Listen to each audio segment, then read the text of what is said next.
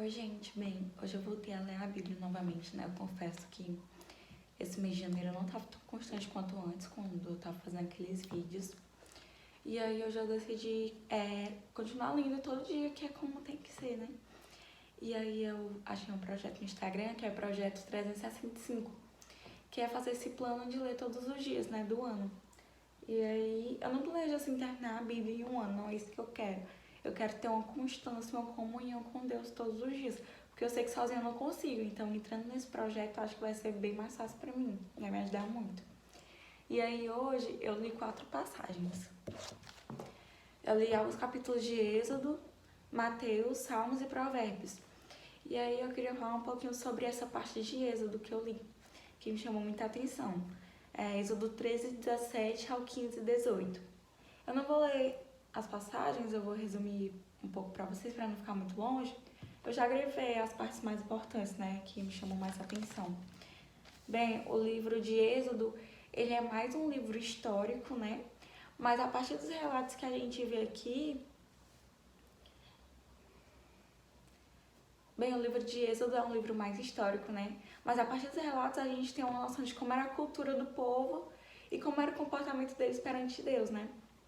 Aqui, no capítulo 13, já está bem no clímax, né? A parte que os israelitas estão fugindo do Egito e tem aquela história do Mar Vermelho que se abre. Bem, aqui no início, em 13 e 17, está falando da coluna de nuvem e a coluna de fogo, né? Que ia guiando o povo. E aí, logo no início, teve uma parte que me chamou muita atenção. Vou ler aqui para vocês. Quando o rei deixou que o povo israelita saísse do Egito, Deus não os levou pelo caminho que vai para o país dos filisteus, embora fosse o caminho mais curto. Deus pensou assim: não quero que os israelitas mudem de ideia e voltem para o Egito, quando virem que terão de guerrear. Os israelitas saíram do Egito armados para guerrear.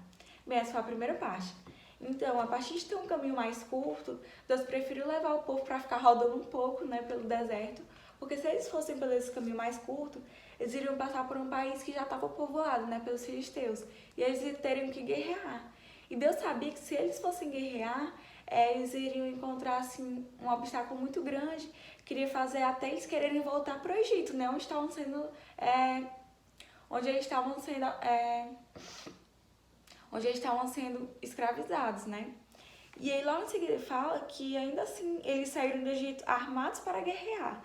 Então eles estavam já, né, com os planos de fazer uma coisa que lá na frente iria fazer eles quererem voltar atrás da graça que Deus estava dando, né?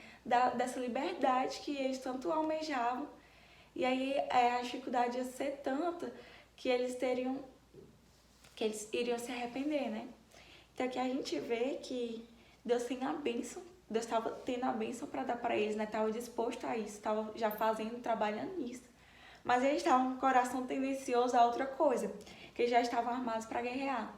E aí tinha um caminho mais fácil, que era passar pelo país dos filisteus, mas se eles passassem pelo caminho mais fácil, eles já estavam com esse coração tendencioso a algo, né? E aí eles iriam voltar atrás da bênção de Deus. E não era isso que Deus queria para eles, né? Deus quer o melhor para nós. E aí às vezes acontece isso com a gente. A gente tem uma bênção para receber de Deus, né? Porque assim, talvez a gente esteja escravizado como esses israelitas estavam. Em alguma situação da nossa vida, a gente está passando por algo, né, difícil, que a gente não vê saída. E aí Deus tem um livramento para dar pra gente, mas a gente está com o coração tendencioso a fazer algo que lá na frente, né, vai fazer com que a gente regresse. A gente não vai estar preparado para receber a bênção de Deus lá na frente, se a gente for de acordo com os nossos caminhos. Eu não sei se deu para entender bem o que eu tô querendo passar para vocês, né, sobre essa passagem. Mas basicamente é isso que eu percebi dessa primeira parte aqui. E aí logo em seguida, no capítulo 14, tem assim, sobre o rei, né, com o pessoal lá do Egito. Ele saiu com todos os carros de guerra, incluindo 600 melhores, que eram comandados pelos oficiais. Os egípcios, com todos os seus cavalos, carros de guerra e cavaleiros, saíram através dos israelitas e alcançaram onde eles estavam acampados, na beira do mar. Quando os israelitas viram o rei e seu exército marchando contra eles, ficaram apavorados e gritaram pedindo ajuda a Deus. Agora vou dar uma pausa aqui, porque vai ficar longo, eu vou ler depois essa explicação. Então aqui a gente viu que os egípcios foram mesmo, né, com vontade de pegar os escravos deles de volta. Então aqui a gente viu que eles foram com todos os carros de guerra, incluindo os melhores. Então a gente vê que aqui o rei, assim, tava botando muita coisa pra jogo, né? Então era algo que ele tava indo pra ganhar. Ele queria os escravos dele de volta. E aqui fala que eles foram até a beira do mar onde o pessoal tava, né? Então imaginem aí, de um lado tem um mar, do outro tem uma multidão vindo pra te massacrar e você tá lá no meio, né?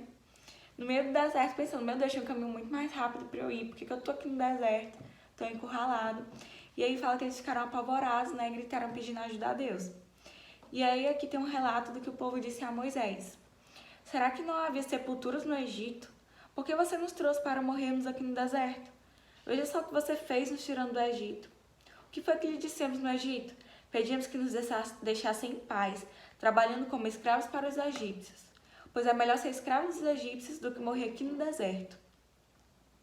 Porém Moisés respondeu, não tenham medo, fiquem firmes e vocês verão que o Senhor vai salvá-los hoje.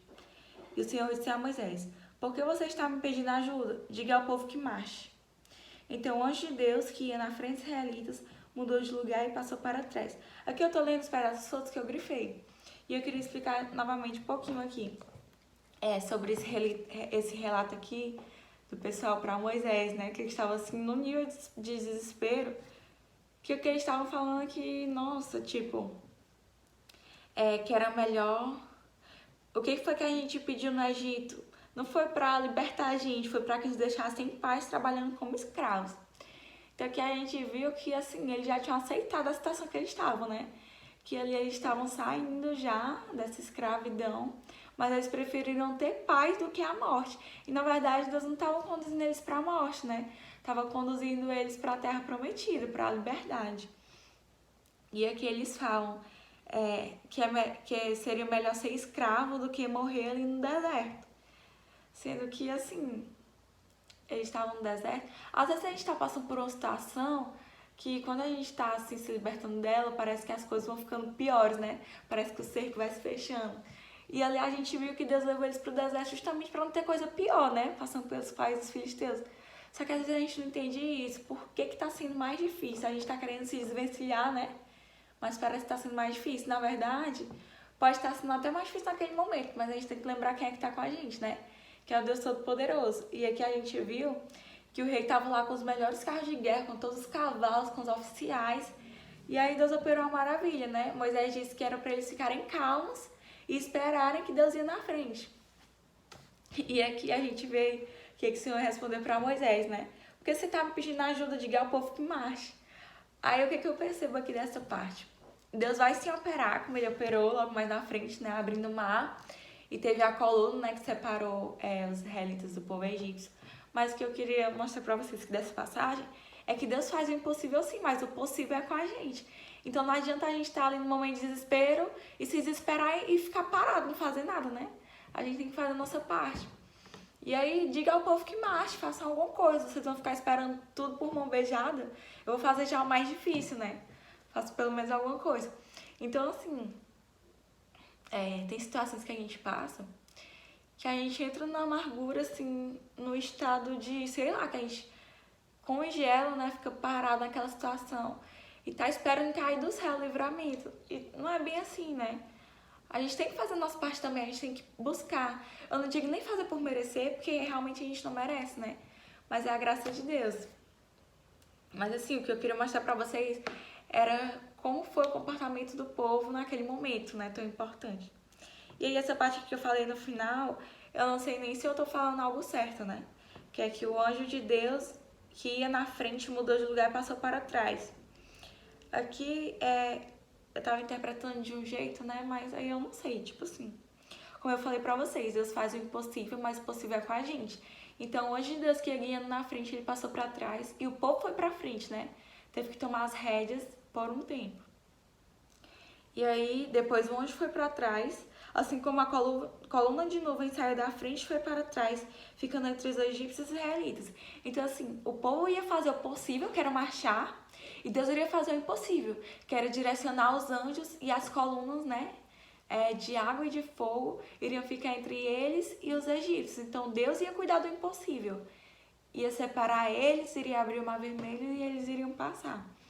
E aí logo em seguida, para não dizer que o povo estava sendo só ingrato, se desesperando, depois, né, quando eles viram o poder que o Senhor havia derrotado, os egípcios, os israelitas o temeram e creram em Deus o Senhor e no servo dele Moisés, que estava sendo porta-voz, né? E aí teve a canção de Moisés, onde eles, os israelitas, cantaram uma canção a Deus, que era adorando a ele, né, louvando, agradecendo pelo que ele tinha feito, né, que era livrar deles, os israelitas, que eles estavam ali num beco sem saída, né? E aí eles conseguiram se livrar daquele cativeiro.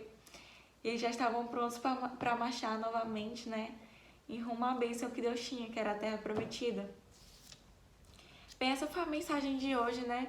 Teve as outras coisas aqui que eu li, que foi... Eu vou falar um pouquinho desse Mateus 21, que me chamou muita atenção também. É uma coisinha bem rápida.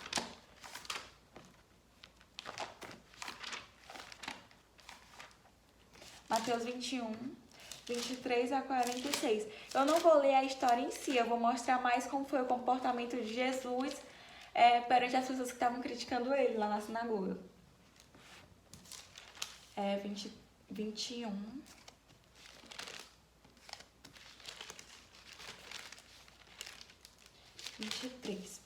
Olha, sobre a autoridade de Jesus. É uma coisinha bem rápida que eu quero mostrar pra vocês. Aqui fala que Jesus chegou ao templo e quando já estava ensinando, então, tipo assim, Jesus chegou lá e já estava falando com alguns sacerdotes, né? Que fala que ele estava falando com alguns chefes dos sacerdotes. Não. Jesus chegou ao templo e já estava ensinando para outras pessoas. E aí alguns chefes dos sacerdotes e alguns líderes judeus chegaram perto e perguntaram com que autoridade você fala essas coisas. Então, assim, Jesus encontrou abertura com algumas pessoas lá, né? Para falar a mensagem de Deus. Mas alguns foram questionando a autoridade dele. Quem você acha que é para estar falando essas coisas? A gente que somos... Nós somos os chefes dos sacerdotes. Nós somos os líderes judeus. Quem é você? E aí Jesus, né, ele responde. Eu também vou lhe fazer uma pergunta. Se me der a resposta certa, eu direi com que autoridade faça essas coisas. E aí eles não souberam responder, né? Ficaram com medo da resposta que iam dar. E aí é engraçado que logo em seguida, Jesus aproveita que tá ali conversando com eles, né? Mesmo que seja eles questionando a autoridade de Jesus. E ele meio que pega o embalo pra falar da mensagem de Deus pra eles também. Que é aqui, ó. Jesus continuou. E o que é que acham disso? Aí ele meio que pega eles, né? Que tipo assim... O que é que vocês acham dessa outra coisa que eu vou falar aqui? Ele aproveita e já manda uma parábola pra eles. Que era sobre os dois filhos, né? E aí, no final dessa parábola, ele dá uma mensagem, né, um sermão, que João Batista veio para mostrar para vocês o caminho certo e vocês não creram. Mas os cobradores de impostos e as prostitutas creram. Porém, mesmo tendo visto isso, vocês não se arrependeram e não creram nele. E aí a gente vê, né, que Jesus meio que repreende eles, mas aí a gente percebe que logo depois, meio que eles continuam ali para ouvir, né? Que aí Jesus já conta a parábola dos lavradores maus. Que aqui fala, ó, que Jesus disse, escutem outra parábola.